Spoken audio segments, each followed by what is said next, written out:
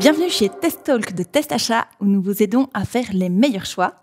Aujourd'hui, on va parler Air Fryer avec Michael Lescent, notre expert en la matière. Bonjour Michael. Bonjour Marie. Donc on va parler Air Fryer. Bah oui, tu vois, je suis venu équipé.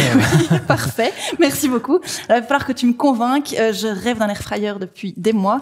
Et donc là, je me demande un peu lequel choisir.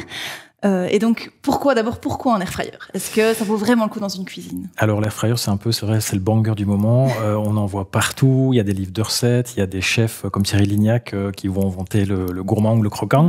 Mais effectivement, est-ce que c'est un outil qui est indispensable? Honnêtement, non. Est-ce que c'est intéressant? Oui. Pourquoi? Parce que par rapport à une friteuse traditionnelle, tu vas utiliser peu ou pas d'huile. Donc, voilà, pour la santé, c'est déjà un peu mieux. Et par rapport à un four, en fait, un air fryer, c'est quoi? C'est juste un mini four. Donc, l'avantage, c'est que pour des petites portions du quotidien, ça va être intéressant parce qu'il faut peu ou pas de préchauffage. Donc, comme je l'ai dit, des petites portions, ça va être vite réchauffé. Et dans les questions qu'on a déjà posées aux consommateurs, on voit que leur air fryer, ils vont l'utiliser plusieurs fois par semaine contre la friteuse ou le four. Parfois, ça va être plus distancé dans le temps. Donc, oui, c'est quelque chose qui a des avantages pratiques. Et comment choisir? Comment est-ce qu'on fait la différence entre un bon ou un mauvais air fryer? Alors, il y a beaucoup de critères qui sont testés par nos experts, en robots de cuisine, etc. Donc, ils sont vraiment très pointus. Et il y a évidemment tout l'aspect préparation. Donc, on va tester des pilons de poulet, on teste des frites, on teste une quiche, on teste un cake au chocolat, des petits pains. Donc voilà, tout ça, ça donne très faim. Mais ça nous permet de voir effectivement s'ils sont efficaces dans ces différents domaines-là. On regarde aussi s'ils sont faciles à utiliser, si le mode d'emploi est bien fait, si ils peuvent avoir les accessoires qui vont la vaisselle, etc. Tous ces critères sont pris en compte et c'est comme ça qu'on détermine quel est le meilleur du test et quel est le maître achat. Maître achat, ça va être celui qui a le meilleur rapport qualité-prix. Niveau prix, justement, tu as une idée Tu as un peu tous les prix en fonction, ça va dépendre de la marque, ça va dépendre du volume dans lequel, que tu vas pouvoir préparer. Il y a des appareils qui sont connectés, il y en a qui ne le sont pas. Donc, il y a un peu de tout. L'idéal, c'est de regarder sur le comparateur. Forcément, toujours le maître achat, c'est celui qui a le meilleur rapport qualité-prix. Mais voilà, parfois, on a envie du meilleur du test parce qu'on veut vraiment celui qui réussit toutes les recettes. Voilà.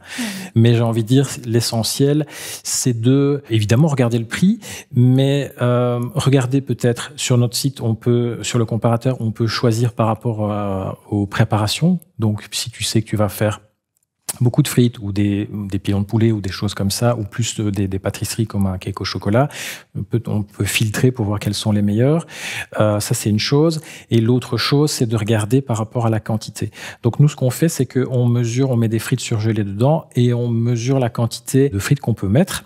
Et on compte à peu près 250 grammes par personne, ce qui fait qu'on va déterminer et on a mis un filtre sur le comparateur pour dire, voilà, celui-là est plutôt pour 2-3 personnes, celui-là pour 5-6.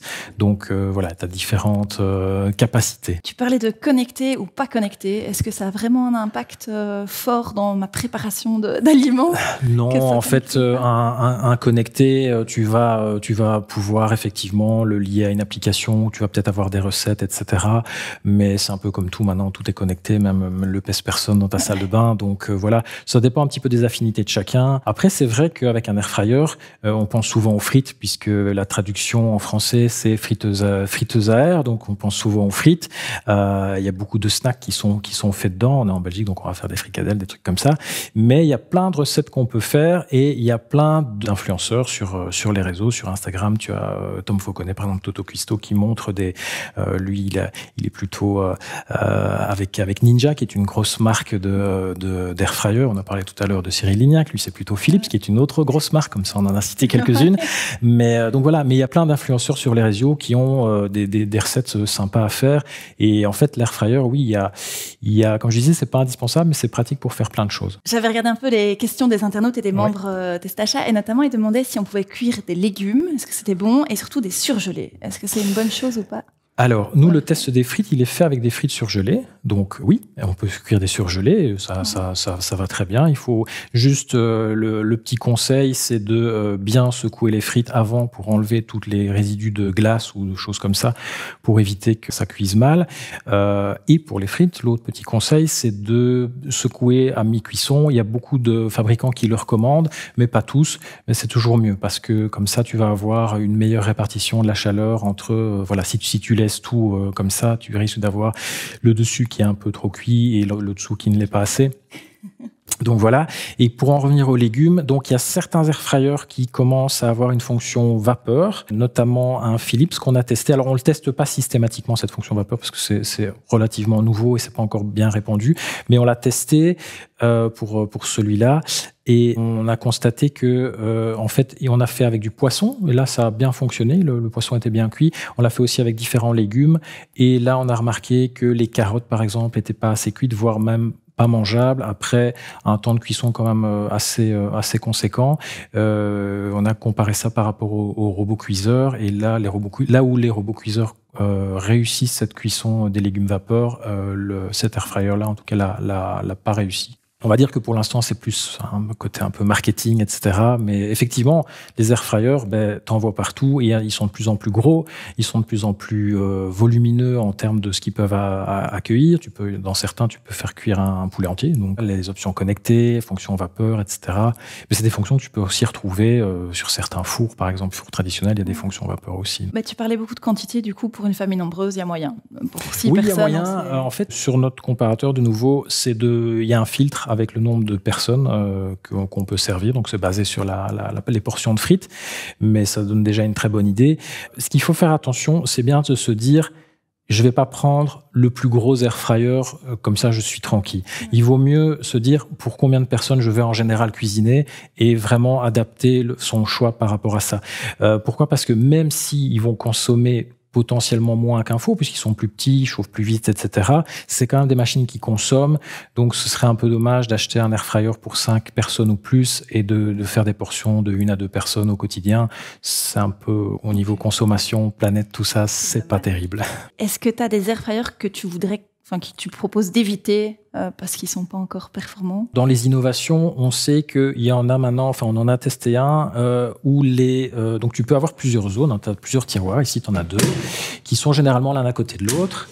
Et ce qui peut se passer, c'est que tu as une marque qui en a proposé un avec l'un au-dessus de l'autre. Et là, le labo, en tout cas pour le modèle qu'ils ont testé, il y a un petit et un grand modèle.